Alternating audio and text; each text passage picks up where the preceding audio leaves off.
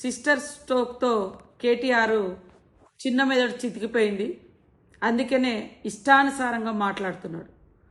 కాళేశ్వరం విషయంలో కమిషన్లు తీసుకున్నప్పుడు గుర్తురానటువంటి మరి భయం, ఈరోజు కమిషన్ ముందుకు రావడానికి మాత్రం భయపడుతున్నారు.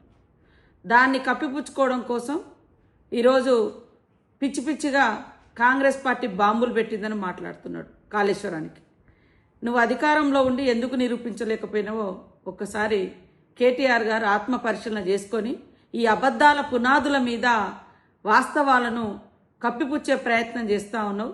అబద్ధానికి అవార్డు రావాలంటే మరి ఇవాళ గోబెల్స్ మించిన గ్లోబల్ ప్రచారంలో గ్లోబల్ అవార్డు కేటీఆర్కి ఇవ్వాలి.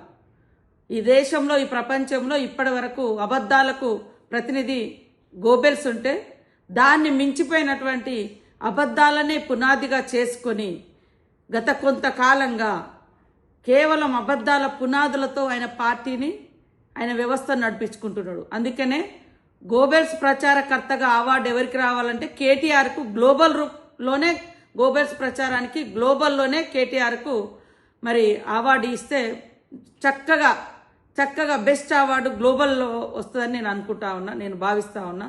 కాబట్టి అయ్యా నువ్వు ప్రతిపక్ష హోదాకు పనికిరావు, ప్రతిపక్షంలో పనిచేయడానికి రావు, ప్రజల కోసం పనిచేయడానికి రావు.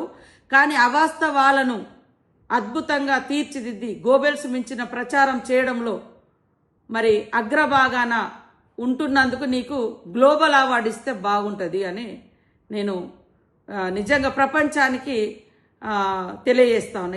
ఇట్లాంటి వ్యక్తులకి ఇది రావాలని. ఈడీ గురించి ఒకటి అంటాడు, కాళేశ్వరం గురించి ఒకటి అంటాడు. మరి అలా చెల్లె సిస్టర్ స్ట్రోక్ తోటి నువ్వు బాధపడుతున్నావు, మానసికంగా చాలా ఇబ్బంది పడుతున్నావు. ఇవాళ పాపం కవిత అన్నది మా నాయన దేవుడు కానీ చుట్టూన దయ్యాలన్నారు. ఆ దయ్యం నువ్వేనైంది.